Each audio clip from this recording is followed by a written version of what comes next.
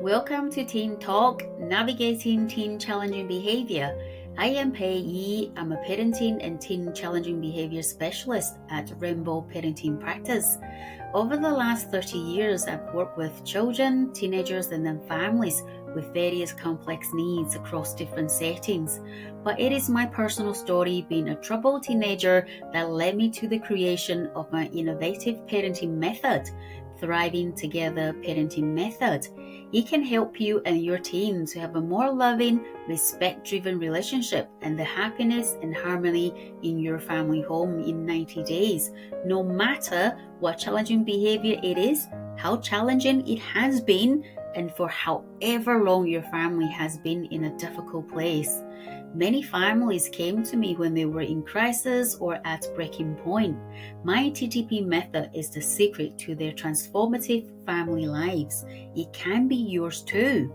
I am thrilled for you to be here, and that possibly means you are a successful but stressed out parent who is managing a very demanding job but struggling to know what to do and how to help your troubled teen who is stuck in patterns of challenging behavior. You're fed up with trying everything but nothing works. You're looking for solutions yesterday and are determined to do whatever it takes to help your teen and family thrive. At Teen Talk, Navigating Teen Challenging Behavior, I will share all the insights I've learned from working with families and their teenagers over the years. I will not hold back. Let's dive in. Hi, welcome to the show. It's Pei and Belle. yeah, Belle. But Belle didn't know I was going to ask her to say Belle, so hence the pause. So 2024, Happy New Year, and I hope everyone who's listening to the show had a great festive period. I had a good one. Belle had a good one. But anywho, shall we get on to our topics for today, Belle? Yep. But because this is a new year, so let me refresh everybody's memory, or we might have some new audience listening to us, tune in this year or this episode in this episode. So what Belle and I do, usually we have a set of cards, and everything, the conversation between Belle and myself is unscripted because we draw the cards to decide what we speak about today. And it could be about, it's mainly about teenagers' life, but we try to explore topics from the parent perspective, from a professional perspective, from a teenager perspective, and hopefully to give the audience a big, what's the word I'm looking for? A really good, thorough, comprehensive, perspectives about the topic we talk about. So basically, that's what we do. So, Belle, why don't you, and I will let Belle choose what we speak today. So tell me just when to stop. Okay. Okay. Stop. Okay. This is quite interesting, actually, because this is very hot. Right? Oh. Yeah. It's a bit scary. I don't know if you can see, but I'll just let the audience read it. Right. So basically, this is about curse of the body perfect. What does that mean? Curse of the body perfect. My read to this is about having a very perfect body image. Right. Right. Like you have to be super skinny or be six pack. Or you have to be certain weight, the weight, or be a blonde, or be a brunette, or be, like different type of beauty. Or I think that's how I read this. Curse of the body perfect. Oh, we can take it another way. What are you thinking when you heard curse of the body perfect? So just similar to you, I guess, just thinking about body image, because if I'm looking at it from a teen talk perspective, that's the most obvious way to go. And for a reason, because it's so prominent. In teenagers. So why don't we talk about this then? The perfect body image, and the teenagers are going through thinking they have to have a perfect image. So I definitely think that every single teenager experiences this nowadays because of social media. Because it just means that even from a young age, I remember teenage boys would compare us and even if we're like 12 years old. And like it's just very prominent. And because everything's sort of measured in looks now a little bit. So yeah, I definitely think it's very. Isn't it very sad? Like, you know what? The saying is like, don't judge the don't judge the book by its Don't judge a book by its cover. Right? But everybody judges everybody by how they look. And like you say, and you can't really help it subconsciously to a certain extent. Like it is just normal. But yeah, it's definitely got. But it's weird because I don't think anyone I know actually looks at people and judges them based on their body or look. I guess romantically maybe boys or like people can judge each other like that in that sense, but it's such like everyone's in their own heads about it, isn't it? Because it doesn't really matter. It really is. But if you see, I'm really curious about what does a perfect body mean, and what exactly. What does it do? I guess it means for the person a body that matches society's like pitch perfect standard. But then again, like that changes literally all the time, and it's been different all throughout history as well. So it still doesn't matter because absolutely. And then like in Asia, okay, I have to say in Taiwan, the body perfect image is you have to be skinny.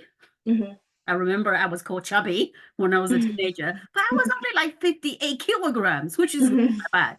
But I don't know how many of that is in pounds, probably 100 10 pounds or something. I don't know. Yeah. Gosh, I can't say the numbers, as my husband said.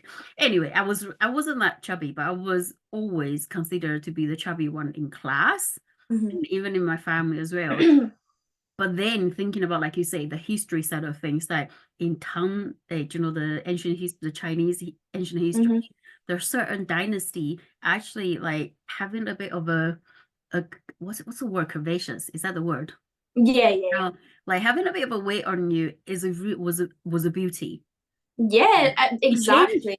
It changed. It's changed so much, and even in like the 1910s 20s, like it was never stick thin, like really, like not there's anything wrong with that either, but it was never like the really slim body type that we see like 90s 2000s and stuff. Like even then, like people with more curves and stuff were a lot more like, it wasn't as deep. And also yeah, exactly, like in Victorian times and stuff, it's changed all throughout history. Like it really does not, it's made up. And it changed through cultures, like every exactly. Sometimes, and then like Western culture like people to be tanned, and they're considered as beauty. But in Asia, you want to be pale, and if you're tanned, you're like, it's like, oh, I don't think you should be so tanned. So it really is different. And then I keep hearing you saying, "Well, it doesn't matter," but somehow it matters. No, of course. To the teenagers' world. Yeah, I mean, it's mattered to me. Like it's mattered to everyone. Like you can't, even if you know it doesn't, like sometimes you just can't help it. Like sometimes you just have bad days and you will feel insecure. That's just how it is. So yeah. So what are the teenagers really thinking about when they're thinking about their body image these days? I don't want to go down the route of saying like, because I hear a lot of adults talk about it, and they talk about like, I don't know, like Kim Kardashian and all that, and Instagram and stuff. But like, I don't even think it is that. I mean, it is that. Like, it's all about trends. And I think trends nowadays aren't just from certain people. Like in the 1920s and stuff, like people would base body image off of like Marilyn Monroe, like certain like really famous people. But now, because there's so many famous people and there's so many trends and there's so many different things we're seeing all the time, it's all about like where you are, what sort of like fashion or scene you're into, and like a body type does quite often come with that. But I've heard a lot actually on social media recently, a lot of people talking about how 90s heroin chic is coming back, which is the word for super skinny, almost like sick looking, really? Like heroin chic. Because obviously trends resurface. So it's weird. I don't know. I think I think teenagers are in quite a confused state about this right now, because there's also so much like self-love and like healthy food and diet culture, as well as unhealthy food and diet culture, and like lots of gym stuff, and like there's just so much being thrown at us. Like I really don't know. I think it all depends on someone's confidence. But yeah, I don't think, I think it's virtually impossible for a teenager to be completely uninsecure about their body in this day and age. Like I know like my friends who fit the exact societal whatever body standard, and they're still insecure about things because of all of that. So yeah, I think it's just like at a very peak time right now, being insecure. Mhm. Yeah, I don't remember any of this when I was a teenager. It was just easy. Only people Yeah, around you were talking about yeah, body image. But I yeah. think you hit the nails in the head, the head and the nail Mhm. in the head. I Mhm. always, oh gosh, I have a tendency to swap words. Anyway, Mhm. is the teenagers are going through a very confusing stage and age of their Yeah. life, and they're trying to Mhm. find out who they are, what kind of people they want to be, what kind of fashion they like, music they Mhm. like, what kind of friends they want to be with.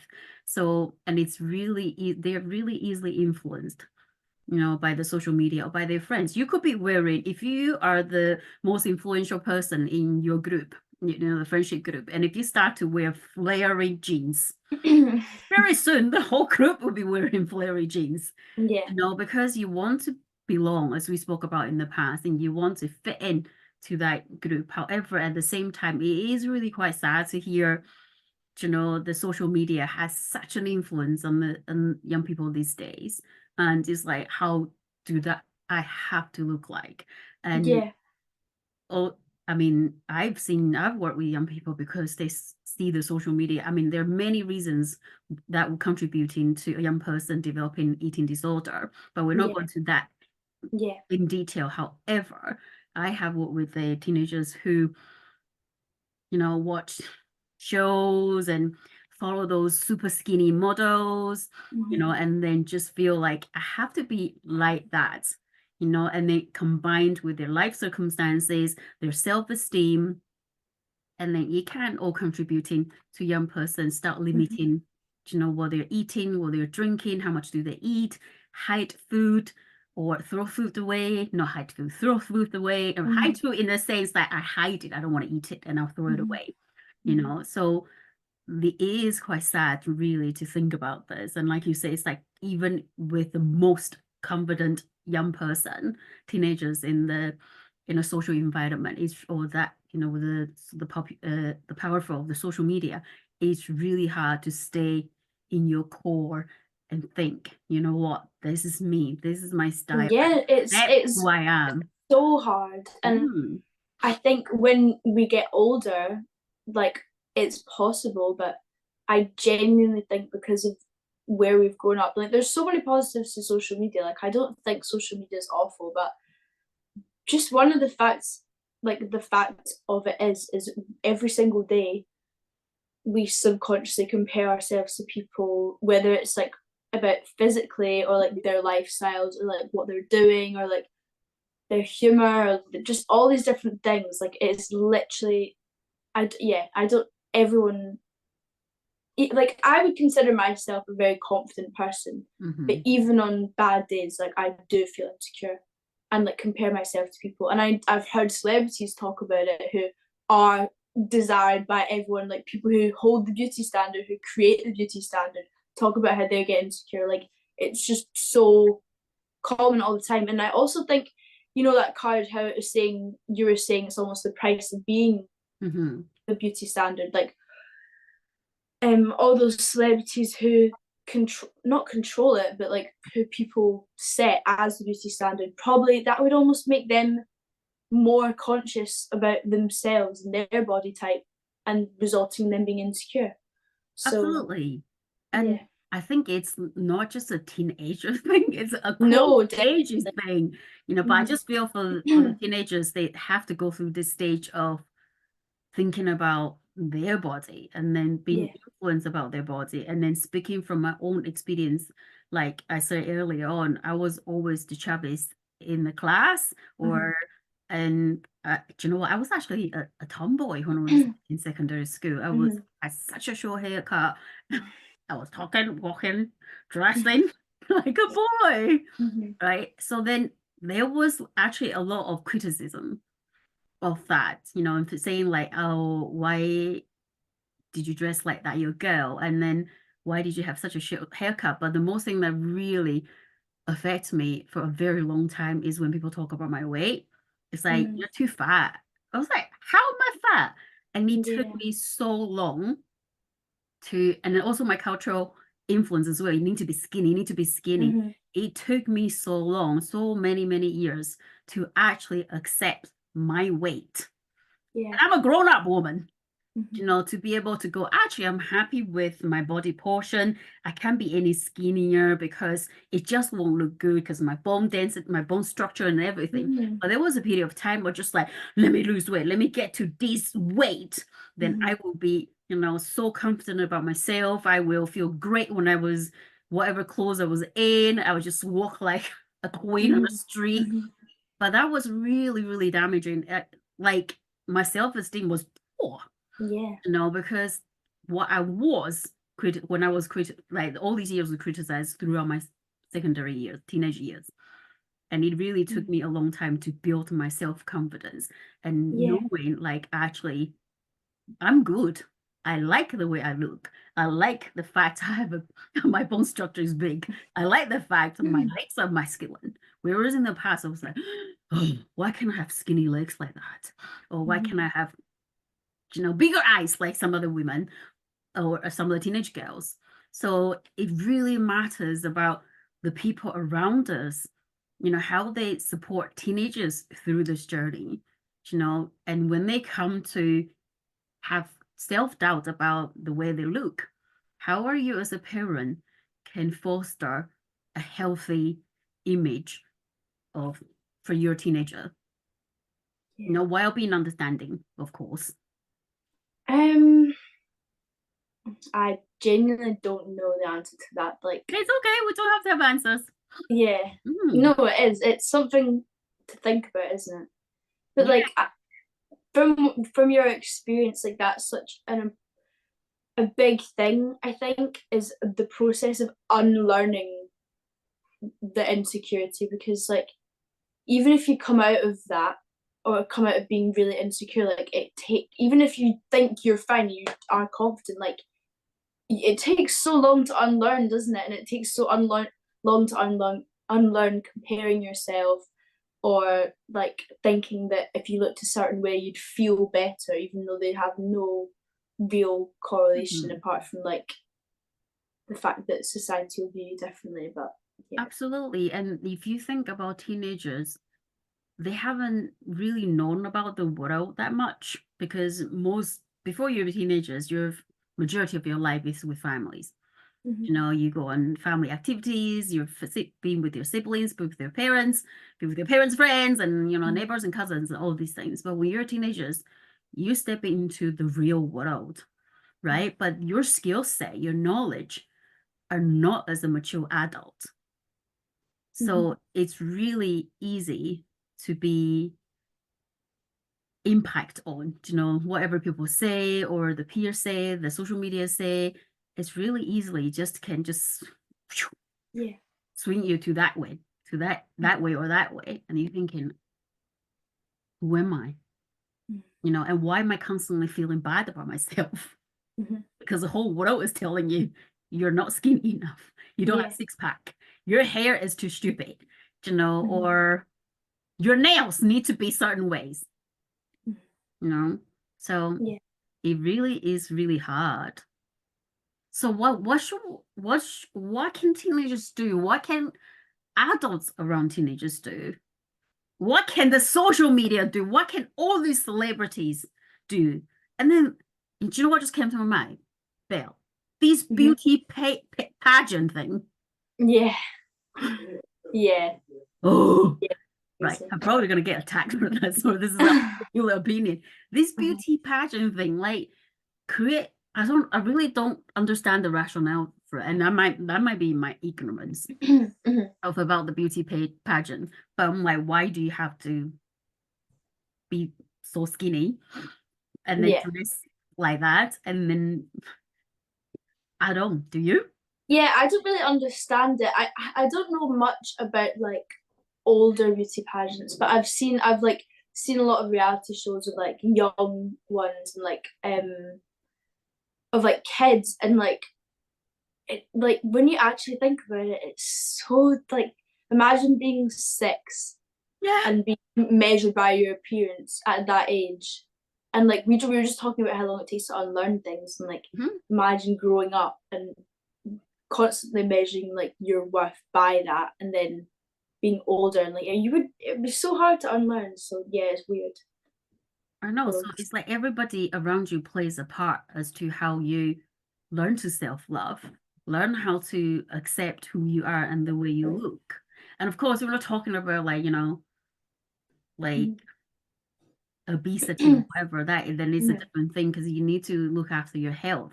But it's about the standard of the society, what beauty and perfect body should be looking like. And if you go online, Belle, these days is how you lose weight. And I'm sure all the teenagers are probably looking at this as well, like how you lose weight, what sort of exercise you can do to have six pack, or all these things. So how do you survive and have with that self-love? And feel secure about the body you have. What things have you talk about sometimes you have bad days, right? And then you just compare yourself with others. So what strategy did you use when you have those days? Because you know who you are. So well, when I have those days, I try and just like remember that like whatever perception of myself that's bringing me down that day isn't what other people see, and it's only something I notice. And I don't know, I'll do something to put my mind off it and just distract myself, because I now I mean, when I was younger, those thoughts or those days or those insecurities used to control me completely, and like I like couldn't let go of them. That they'd be with me every single day. But now like I recognize them as just passive thoughts, and that everyone has them, and they're not like, not giving them control or anything. What's the worst? So go on, sorry. No, it's fine. It's basically. So what's the worst thought you have had about your own body image? Well, probably what a lot of young girls have is like maybe trying to not eat, or skipping meals, or for periods of time, or like even just feeling good if you accidentally skip a meal, like even stuff like that where you're not consciously doing it, like things like that. And also just like what you were saying earlier, like I used to think, oh, if I lose this amount of weight, I feel so much better, and like I'll finally be done with this insecurity and everything will be fine. And then I realized that when you do lose that weight, the insecurity doesn't go away, and you have a different insecurity, and it's just like a never-ending loop. And that took me years to unlearn as well. I think it was definitely like at its peak when I was like 13, 14, early 15, I would say. And I know that a lot of my friends were in the exact same position. So what did you do with these things? What did you do, and what do you do with these things? Because you will be hearing people talk about, and we spoke about this in length, right? About how if you feel depressed, who you can go to. If you have certain feelings, what do you do? All these things. But do teenagers these days? I'm asking you as a teenager, do they go to their guidance teacher, or do they go to somebody to talk about the body image challenges? I don't know. I think with body image, it's one of those things where it's something you want to keep secret, or you don't want to share with other people, because you don't want someone to be able to tell you, because they're just going to say it's not true, whatever. But when you're in that headspace, it's all that's in your mind all day, and you don't want to tell someone because you don't want them to stop you. And you don't And also with all this like self-love and everything, like you're meant to just feel good about yourself, and if you don't feel good about yourself, then like I don't know. But where did this come from? You thinking you're supposed to feel good about yourself all the time? Well, I've when I from my experience, I've never thought I'm supposed to feel good about myself. In fact, I actually thought the opposite, because social media again, Mm. for especially 2020 and early 2021, there was a big like amount of people oversharing, or talking about mental health really Mm-mm. heavily Mm-mm. and unmonitored on the internet, which meant that if you were having these thoughts, or if you were in a unstable situation, then you could just latch on to that and you'd feel validated from it, and you just go into it even more. Mm-hmm. But at the same time, as the years went on, if I was feeling insecure about myself, I would never tell anyone about it, because Mm-mm. it almost made me feel not weak, but like made me feel, I don't know, it was just felt embarrassing. So I just Mm-mm. didn't. I don't know why I didn't, but I just didn't. Mm-mm. I suppose it's understandable from a teenager's perspective because it takes a lot of courage to come and speak to someone about your vulnerability or Yeah, what worries you. And to yeah, begin with, you don't really you get confused about what is really worrying you. And there's so many things that is worrying. yeah. It's really difficult to articulate and recognize. And I suppose from just my experience with teenagers, it's hard for them to come forward to speak to someone. It needs to be someone they trust because they're worried if I say this, I'm going to get judged. Or like Mhm, you say, they're just going to tell me it's all in my head, mhm, which is very dismissive in many different ways. Because while they are trying to encourage and, the positive mindset, but it's disregarding, refuting someone's experience and feelings in some way. mhm. So that's from teenagers' perspective.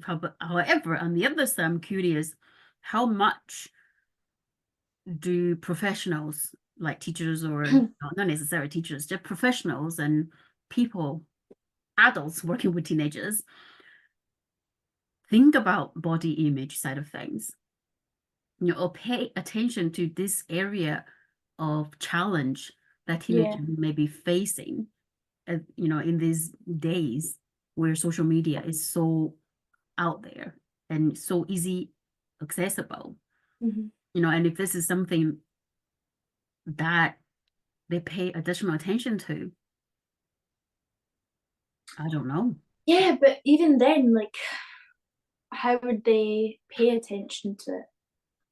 What would you say would be them paying attention to it? I suppose it will be like any teenagers when you work with any teenagers, when something is bothering these teenagers, right? Mhm. Because I don't know if I spoke about this before.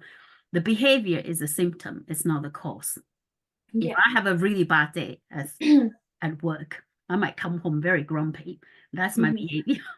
mhm, But that is only a symptom. But the cause is something happened at work, something didn't get done, or somebody was rude, and it was, all these things. So similarly, when a professional, why do I keep saying teacher? It doesn't necessarily have to be teachers. When a professional work with a young person, or when parents know about the young people, the changes in their behavior. And mhm. that could be something acute us to having a conversation about what is happening. But at the same time, I think there's also need psychoeducation to the young person, and it doesn't necessarily have to like a big topic or something. I wonder if the parents talk about body image these days with their teenagers, Yeah, before they enter teenagehood. Do you know these days, when you become a teenager, you're probably going to face quite a lot of challenges because people will be thinking about, you should look like this, you should look like this, or you want, yeah, or you might be influenced by your peers, how you should look, and I wonder if that part of education has been thought about with the teenagers themselves. yeah. I mean, we have PSE lessons where Mm, they'd talk about how when you get older you can feel insecure, but mm, I don't know.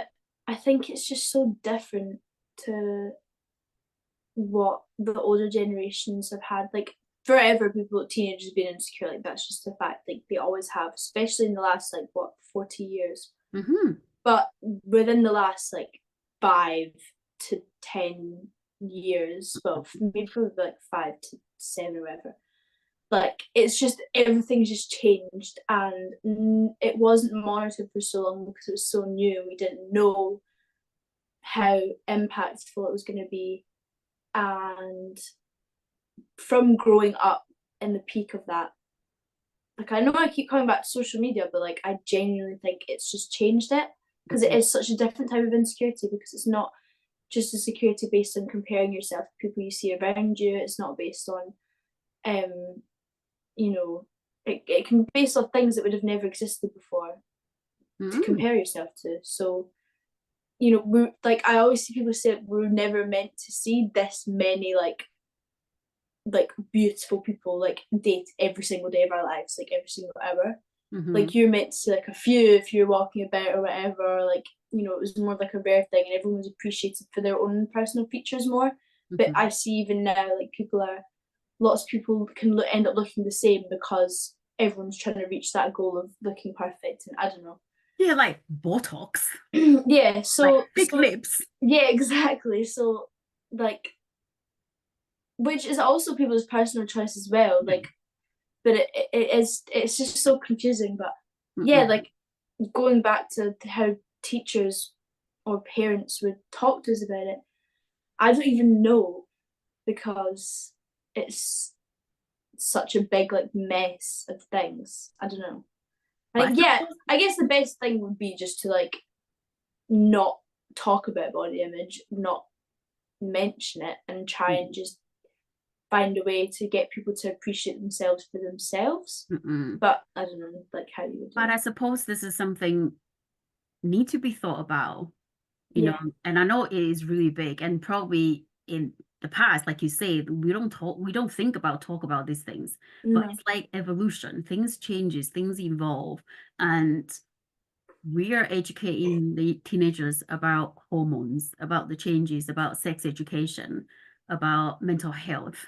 Yeah. So why not body image? Because we know body image can affect someone's mental health if you're constantly in the mindset, you know, of I have to be certain look, you know. But I also think talking about body image is so hard to navigate in itself, because I know from being in that position, and I know it's such a common thing that when you are so deeply insecure, something that can be being used as an example for someone who's insecure, or guidance, or someone who's struggling with an eating disorder, can set you off, it can trigger you so easily, because you can compare yourself to that, and you can think, oh, well, maybe I'm just not doing it well enough, or I don't know, like with eating, like maybe someone else is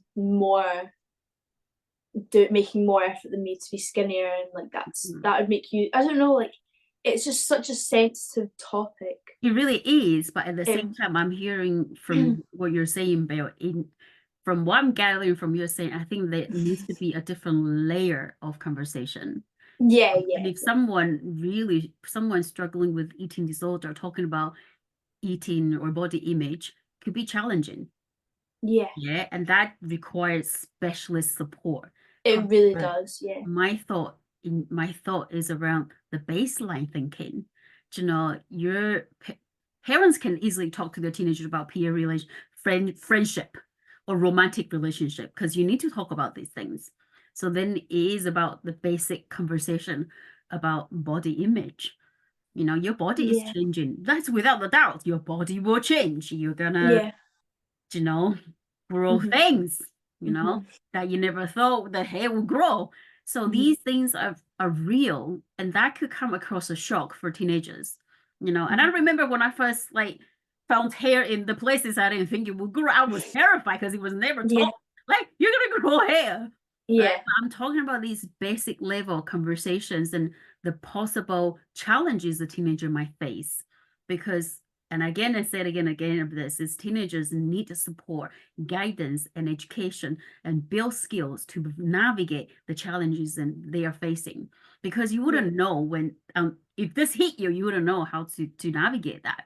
But Mm. having that basic conversation, whether it's from a trusting adults, from from professionals, or from your parents, or your close relatives, Yeah, and I think really just helpful. even just being honest about your insecurities and like accepting Yeah. your insecurities Mm-mm. is probably like such a good step, because like I think it's stupid to say like like don't be insecure, because like everyone's insecure, whether it's about your looks or personality. Everyone has a one singular Mm-mm. insecurity, like whatever, if it's small or big. So even just like being honest that you have insecurities and saying, okay, well, it's fine that I'm insecure about that. It doesn't really, it's not a big deal. Like, Mm-mm. it's okay. And like, if people were maybe more honest about the fact that we have insecurities and, you know, what they are, then maybe we'd all wouldn't think of our insecurities as such a big deal, and we would just like think of them more passively and accept them more. Mm-hmm. So Mm-hmm. maybe if I was a parent or a teacher, maybe not teacher, but if I was a parent, I would, you Mm-mm. know, be honest, but not honest in the way where I would feed them in or anything, but like Mm-mm. when the conversation is there, just be honest that everyone has them. Absolutely. And you know what, Bear? I just came to me. I know why I keep saying teachers. Mhm, Because a teenager spends so much time in school, mhm. and you can really build good relationship with teachers, Yeah, and they can be such an influential people in the teenager's life. I think that's why I keep saying teachers, but I mean in like professional parents. I just need to clarify yeah, that. But at the same time, I think you sum today's discussion really well, is it's really that security, isn't it? yeah, About yourself, the self-love, and yeah. accepting who you are and how you were made wonderfully by And your it's such a parents. personal thing, and it's such a Mhm. personal Mm-mm. thing to navigate. Like I don't think one person's experience of body image would be the same as another's. Like it's so like you have to find that with yourself, and that's why I was saying like I don't know how a parent or teacher would go about that, because it is so personal. But now I've thought about it, yeah, just being honest that everyone is having the same experience. Yeah, and just like what you said, everyone's having different experience, and that experience should be validated. And Yeah. it's okay. You feel this way. It's Hmm. okay. You know, your Hmm. body looks like this. And I Yeah. think that's really important for the teenagers to hear, rather than thinking, I'm a bit chubby. I shouldn't look like this. Yeah. Yeah. And that is really unhealthy. And Hmm. teenagers are already going through a lot. Why have Yeah. another challenge like Yeah. this? But like you said, this is a really big thing to talk about. But I think, like I say, you sum it really, really well, is that self-love, having that security, accept who you are and how you're Hmm. made as you are. But Hmm. however, we know it's not that easy, because the Hmm. world, there's so many voices around you, and the Yeah. social media and the culture side of all these things have an impact on how we see ourselves and this Yeah. body image. So to sum today's up, we're gonna end it as usual. Is the curiosity. What would we like the parents or the professionals or the teenagers to be more curious about them? Um, I would encourage teenagers to be curious about what their insecurities are actually coming from, and why they feel the need to bring themselves down based on anything physical. And I would just encourage them to maybe talk with their parents or talk with their friends Mm-hmm. about these insecurities, and not in a self-depreciating or comparing way, in a just talking about them surface level, and the fact that everyone has them, and sharing that with other people would probably reinforce that, would help you not make such a big deal out of Yeah, okay. That's a really good them. curiosity. I'm gonna I'm gonna talk about the same curiosity, but Yeah. for teenagers, because I think Uh-huh. I've said enough about my thoughts around how parents and professionals can support the Yeah. teenagers. Hmm. But I really want to encourage the teenagers to be curious about, not just about the body image and not just about the security, but be curious about why I am thinking this should be this way, Yeah. or why am I influenced by this particular person or that particular trend, Hmm. right? Because that helps you to look deeper inside Yeah. as to why I like Katy Perry so much and the way she dresses and the way and I have to follow that path. You know, so I really want to encourage the teenagers to be curious about their thoughts and their decisions on their body image, because that says something and says a lot. And that might help, you know, the teenagers, to be able to think about their own securities, like you talk about, to think about the self-love. Why do I need to be like that person? You know, what is it saying to me? And then go and speak to the parents and or friends and, you know, professionals about it, which I think would help. Yeah. But it's hard to do. It is really hard to do. You know, I've been there. I was never able to say, like, No. stop telling me I'm fat. Yeah. As a teenager, the voices, the external forces were too strong. Yeah. You know, and then like you say, you're just worried about they're gonna go, and yeah. You know? So, but I think the society is changing. There's quite a lot of resources and tools out there for parents and professionals, and and there's a lot of room for this to be talked about nowadays. I think. And we could be using that. Absolutely, and it's really just drawing attention to this area, like you know, probably people stop talking about. You know, there may be a time, like you say, a trend does come back, and maybe there was a time people talk about, you know, social media, the media, the body image more than ever, and then it stopped. And now it's back because it's a serious thing and it's a serious matter we need to think about. So thank you, Bill. It's been a really good chat, and I hope it's been really helpful for our audience. But as usual, if the audience would like more resources, go to my website. And as usual, I keep forgetting saying about this, right? We do have an email box. I think it's Teen Talk Pot. Anyway, I think I'll have to put in the link. I forgot. I forgot what the email address is. You can write to us and let us know if there is a particular topic and subject you want me and Belle to speak about. We'll be happy to do that. Yeah. Thank you for listening, and we'll see you in the next episode. Thank you to everyone at home or on the go for listening. If you find this show helpful, please hit that follow or subscribe button. It does wonders for the show, so more people can find Teen Talk Navigating Teen Challenging Behavior organically. If you have any questions about anything we've talked about, please drop me a line at pei@teentalkpot.com. That is PEI-I@teentalkpot.com. I read every email I get, whether that's an episode idea, a guest recommendation, or just a simple note about how the show has impacted you. I'd love to hear from you. I am Pei, and I'll see you on the next episode.